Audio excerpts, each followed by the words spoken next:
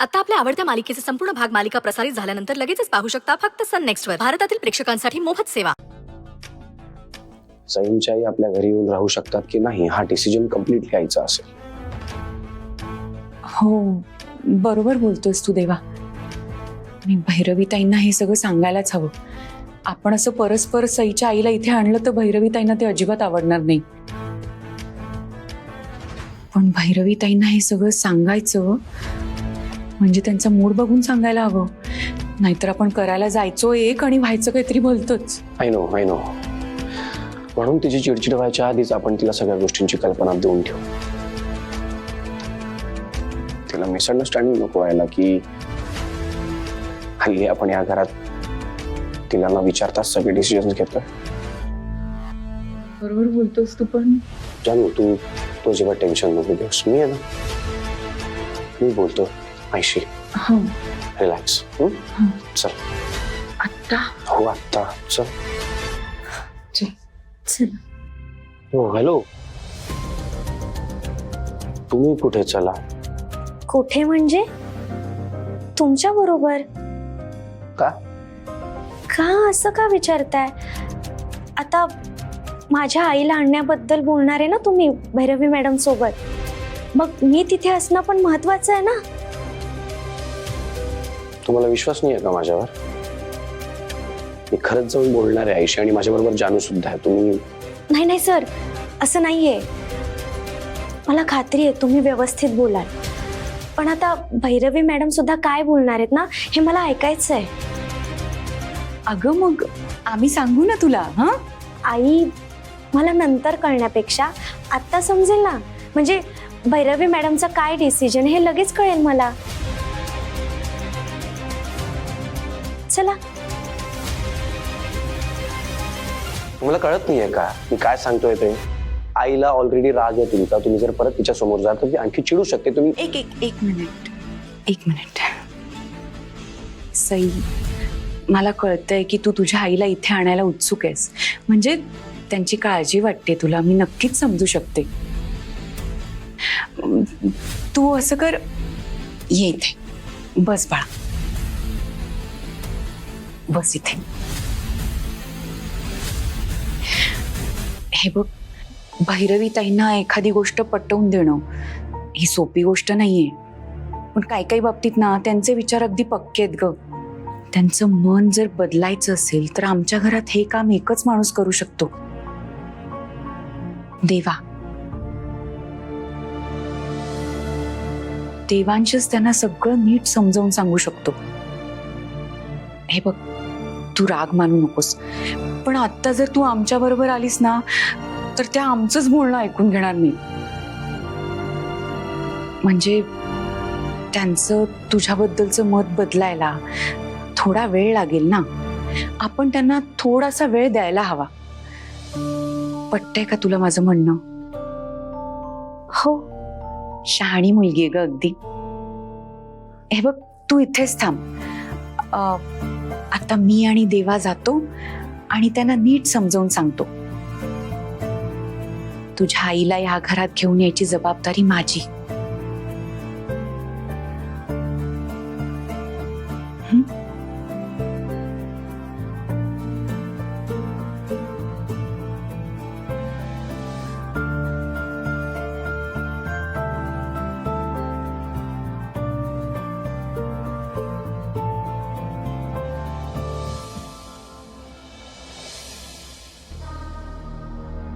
Hello mister Patil, हे काय ऐकते मी? किती वर्ष कंपनीत काम करताय तुम्ही? आपलं वर्क पॅटर्न माहित नाही तुम्हाला? मेल कसा काय इग्नोर करता तुम्ही? नाही, आता उगाच काही सांगू नका मला. चुकीच्या वेळी आलो आपण. दिसतंय मला ते. तर तिचा टॉपिक पण न आवडतंय. पण आपल्याला बोलावं तर लागणारच आहे ना. काय करूया? नंतर यायचं का? नाही, मला तुमचं काही ऐकायचं नाही. क्लायंटने कधीपर्यंत वेळ दिलाय? करेक्ट. मग त्याच वेळेत त्यांचं काम पूर्ण झालं पाहिजे. आपल्या कंपनीच्या रेप्युटेशनचा प्रश्न आहे. आणि जर का तुम्ही या छोट्या मोठ्या गोष्टींसाठी मला त्रास देणार असाल ना तर आय शॅल पाय यू. लगेच फोन ठेवा आणि इमिजिएटली काम सुरू करा.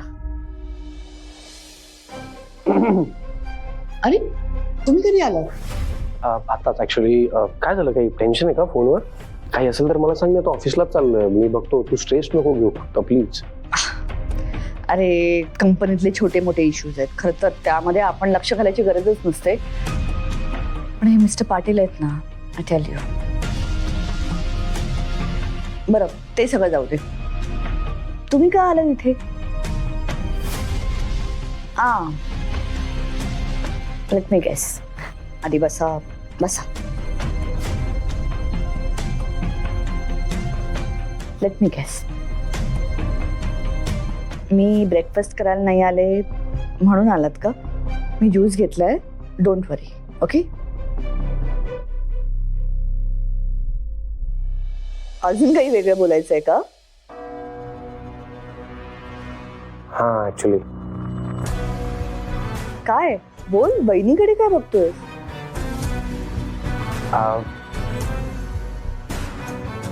आई सी मला फक्त एवढंच म्हणजे विचारायचं होतं की ऍक्च्युली सई. आता काय?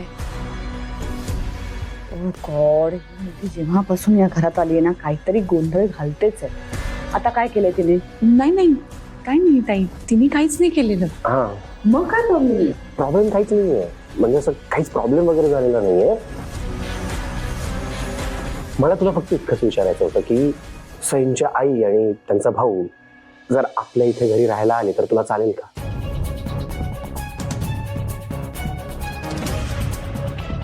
What? Oh my God. She's so fast. ती आत्ता आली आपल्या घरात आणि इमिजिएटली अख्ख्या फॅमिलीला तिला इथे आणायचंय. Come on. कट्स आहेत तिच्या. नाही पण मला एक कळत नाही, तिची वकिली करायला कोण आलाय बघा इथे. खुद्द देवांश, माझा मुलगा देवांश. मी बहिणीचं समजू शकते, ती काय तिच्याच बाजूने बोलणार, त्यामुळे मी तिच्याकडून काही एक्सपेक्ट करत नाही. पण तू जरा तरी विचार कर देवांश, प्लीज असा नको वागूस. बायको सांगेल ते करत नको सुटूस. अशी चावी तिच्या हातात देऊन ना तिच्या हातातलं खेळणं नको बनूस देवांश. जरा स्वतःचं डोकं वापर. तू देवांश जहागीरदार आहेस. काय करतोयस तू हे? आई हे बघ, तसं काहीच नाही. आणि मी तिच्या म्हणण्यात वगैरे नाही आलो आहे का. जस्ट की त्यांनी मला एक रिक्वेस्ट केली आणि महत्वाचं म्हणजे मला त्यांचं म्हणणं पटलं. That's it. तेच तर म्हणते मी, तिचं म्हणणं तुला कसं काय पटू शकतं? तू माझं एकदा शांतपणे ऐकून घेशील प्लीज? शांतपणे. आणि आय एम शुअर तुला पण माझं म्हणणं पटेल. सी, आपल्या सगळ्यांनाच माहिती की माझं लग्न कशा विचित्र सिच्युएशन मध्ये घडलं. सई काय किंवा मी काय, आम्ही दोघेही मेंटली प्रिपेअर्डच नव्हतो या गोष्टींकरता. त्यामुळे असं अचानक लग्न झाल्यामुळे कदाचित सईंना त्यांच्या आईची, त्यांच्या भावाची नीट सोयच करता आली नाही ना. त्यांच्या आईची तब्येत खराब असते, तिकडे एकट्या असतात त्या, भाऊ पण तिकडे बाहेर आहे, शिकतोय. तुला कळतंय का? म्हणून त्यांना सतत काळजी वाटत असते त्या दोघांची. जर ते दोघे इथे राहायला आले तर सई त्यांची इथे नीट काळजी घेऊ शकेल. कुठलीही मुलगी लग्न करून सासरी जाते तेव्हा तिला माहेरचं सगळं मागे सोडावंच लागतं. अँड आय अग्री, हे लग्न अचानक झालंय, पण कधीतरी तिचं लग्न होणारच होतं ना. मग या सगळ्याचा विचार तिने आधी करायला पाहिजे होता. विचार केलाच असेल ना ताई, म्हणून तर सई नोकरी करत होती. सई पैसे साठवून भाड्याने घर घ्यायचा प्रयत्न करत असेल आईसाठी. मग हे लग्न असं अचानक झालं आणि ती आपल्या घरी आली. मग ती तिच्या आईची काळजी कशी घेणार? आणि सई मला सांगत होती की तिची मामी आईचा खूप छळ करते. आधीच तिच्या आईला दम्याचा त्रास आहे, पण घरातलं सगळं काम त्यांच्याकडूनच करून घेते. पूर्वी कसं सई होती ना घरात, त्यामुळे तिची मदत व्हायची, पण आता सगळं बिचाऱ्या आईंवरच पडत असेल. मग आपण काय करायचं? हा आपला प्रॉब्लेम आहे का? हा त्यांचा प्रॉब्लेम आहे ना, मग ते सॉल्व्ह करतील. वहिनी, हे ना आपलं घर आहे, जहागीरदारांचं घर आहे, धर्मशाळा नाहीये की कोणाचाही प्रॉब्लेम झाला की त्यांनी लगेच आपल्या घरात शिफ्ट व्हायचं.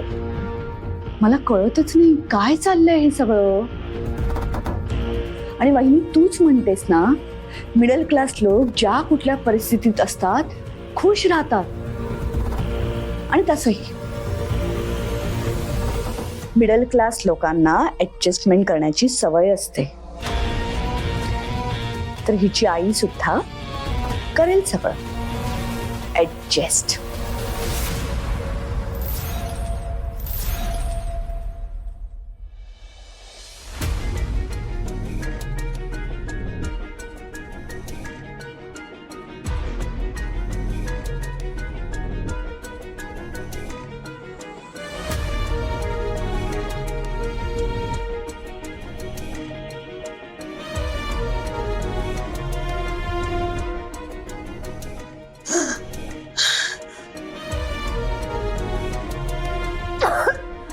सई, सई,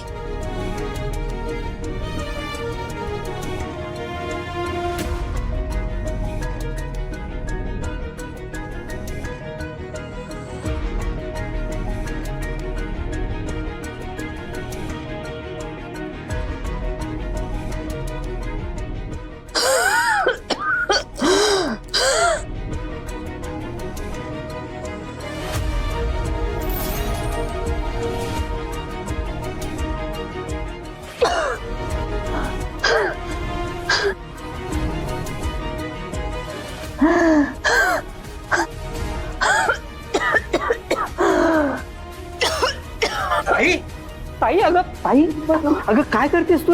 काय काय करतेस? काय काय झालं? काय पडलं? पंप पंप काय? थांब थांब, मी बघतो. हा. हे घे. हा.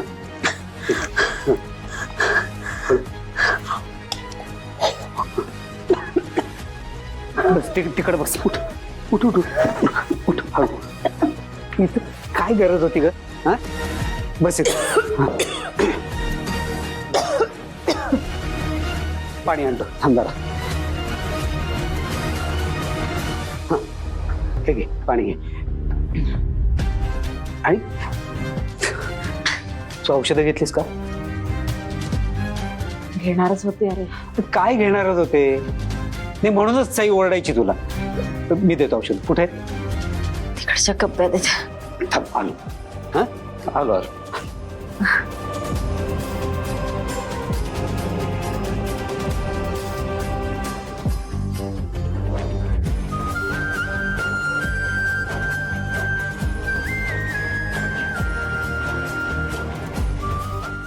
सावकाश. ताई, अगं इथे तुझी काळजी घ्यायला कोणी नाहीये. तुझी तुलाच काळजी घ्यावी लागेल.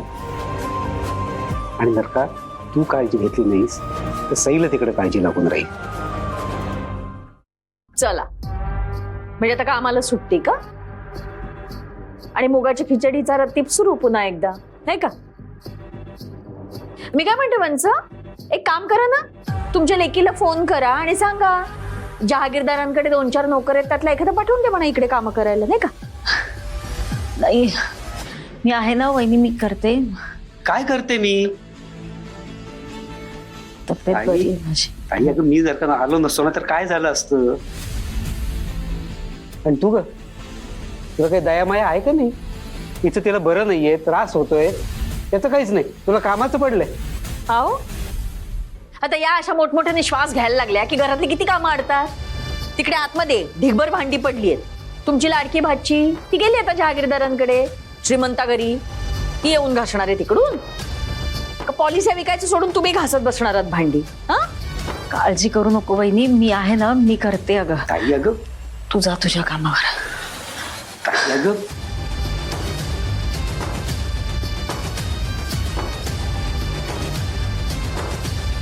हो, तुम्ही माझ्याकडे डोळे वटारून बघू नका. मी काय करू आता तुमच्या बहिणीला इतके आजार आहेत तर? आणि इकडे ढीगभर कामं पडली आहेत. लग्न झालंय आत्ताच, नुकतंच पडली आहेत कामं, तर करायला लागणारच ना. नाही, तुमच्या लाडक्या भाचीला खूप काळजी वाटते ना आईची. तिला सांगा मग, घेऊन जा म्हणा आईला आपल्या घरी. असं लांबून प्रेम दाखवण्यात काय अर्थ आहे? जवळ ठेवून घे म्हणा आपल्या आईला.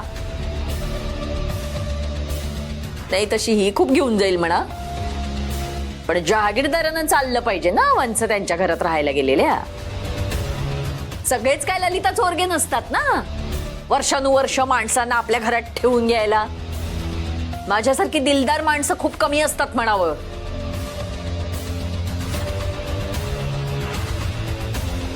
दिलदार. ताई, कसला विचार करताय तुम्ही? आम्ही जे सांगितले ते समजून घेण्याचा प्रयत्न तरी करा ना. नाही अगं, विचार करते. हे सगळं घडणार होतं याची कल्पना होती मला, पण ते इतक्या लवकर घडेल असं वाटलं नव्हतं मला. ज्या मुलीची आपल्या घराकडे बघायची लायकी सुद्धा नाहीये, तिला आपण या घरात सून म्हणून घेऊन आलो. पण आता ती आल्यानंतर तिची आई येणार, तिचा भाऊ येणार. किती छान ना. आपण एक काम करूया, त्या सगळ्यांना इथे येऊ दे आणि मी या घरातून निघून जाते. एकदाची मी गेले ना की त्या सगळ्यांना इकडे बोलवा आणि मग तुम्ही सगळे मिळून एन्जॉय करा. आई प्लीज प्लीज शांत हो, प्लीज शांत हो, चिडचिड करू नको. आणि आय नो तुझ्या आणि सईमध्ये खूप इश्यूज आहेत, पण थोड्या वेळाकरता सगळ्या गोष्टी बाजूला ठेव आणि माणूस म्हणून विचार कर.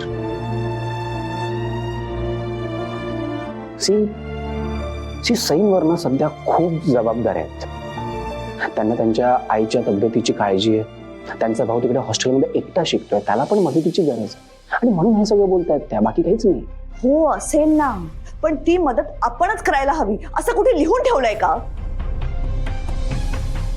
तर आधीच ना मला ती मुलगी आवडत नाही, पण तुझ्या जीवाचा प्रश्न होता म्हणून तिला आपण आपल्या घरात आणलं सून म्हणून. ती आली ठीक आहे, पण या आधी त्या मुलीने माझा किती अपमान केलाय. आणि तुम्हाला सगळ्यांना ना ती इतकी साधी का वाटते? ती पक्की चालू आहे मुलगी. तिचा ना हा सगळा प्लॅन आहे. आधी ती लग्न करून इथे येणार, मग तिची आई येणार, मग तिचा भाऊ येणार, असे सगळे तिच्या घरातले आपल्या इथे येऊन राहणार, मजा करणार या घरात राहून. हाच तिचा प्लॅन आहे. नाही हो ताई, तुम्ही उगाच गैरसमज करून घेताय तिच्याबद्दल. अशी नाहीये सई. प्लीज बाई, ती मुलगी कशी आहे ना हे तू तरी मला सांगू नकोस. आणि मला एक कळत नाही, आपण का तिच्याबद्दल बोलत बसलोय? Why are we wasting our time? Okay fine, आपण नाही बोलू त्यांच्याबद्दल, आपण फक्त आपल्याबद्दल बोलू. ओके बोल. सी आपण नेहमी बाहेर इतकी चॅरिटी करतो, अननोन लोकांना, गरजू लोकांना आपण किती हेल्प करतो बरोबर. मग आता जेव्हा आपल्या कॉन्टॅक्ट मध्ये असलेल्या कोणीतरी आपल्या लोकांना जर आपली मदत हवी आहे, तर मग आपण का असं वागतोय? आपण त्यांना मदत करायला हवी ना. आणि तुला कळतंय का, याची दुसरी बाजू सुद्धा बघ. या सगळ्या गोष्टी आपल्या फॅमिलीतल्या आतल्या गोष्टी जर बाहेर पडल्या, फॉर एक्झाम्पल या सगळ्या गोष्टी मीडियाला कळल्या, तर विचार कर ते लोक काय काय बोलतील आपल्याबद्दल. सईंच्या आईंची तब्येत खराब होती आणि जहागीरदारांनी त्यांना काहीच मदत केली नाही. तुला कळते हा किती मोठा इश्यू क्रिएट होऊ शकतो यातनं. आणि सी आई, आपलं घर खूप मोठं आहे. ते लोक येतील, ते कुठेतरी व्यवस्थित मॅनेज होतील. तुला नाही होणार त्यांचा काहीच त्रास, मी प्रॉमिस करतो तुला. प्लीज जरा एकदा वेगळ्या पॉइंट ऑफ व्ह्यू या सगळ्या गोष्टींकडे बघायचा प्रयत्न कर प्लीज. हो ताई, आपल्या रियाची रूम आहे ना, त्याच्या शेजारी कोपऱ्यात जी रूम आहे ना, ती मी त्यांना देते. म्हणजे दिवसभर त्या तुम्हाला दिसणार सुद्धा नाही. म्हणजे सईचा हेतू सुद्धा पूर्ण होईल आणि तुम्हाला काही त्रासही व्हायचा नाही. चालेल?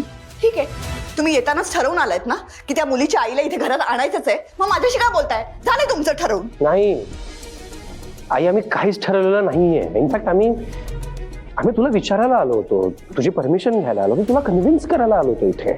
आणि देवांश आधीच म्हणाला, आई जो निर्णय घेईल ना तोच अंतिम असेल. ठीक आहे, जे तुमच्या मनात आहे ना तेच करा. पण एक सांगून ठेवते, मला कसलाही त्रास होता कामा नये. नाही ताई, तुम्हाला काहीच त्रास होणार नाही. त्याची जबाबदारी मी घेते. ठीक आहे, मग सांगा तुमच्या सुनबाईंना मातोश्रींना घेऊन या म्हणावं. Thank you so much I. Devansh, तुला माझा वीक पॉइंट माहिती आहे. मी तुला कुठल्याही गोष्टीसाठी डिनाय करू शकत नाही. माहिती आहे तुला चांगलंच.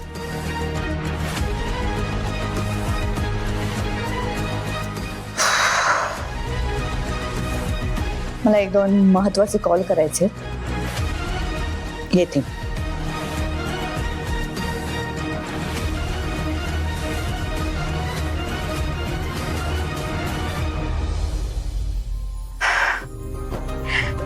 देवच पावला बाई.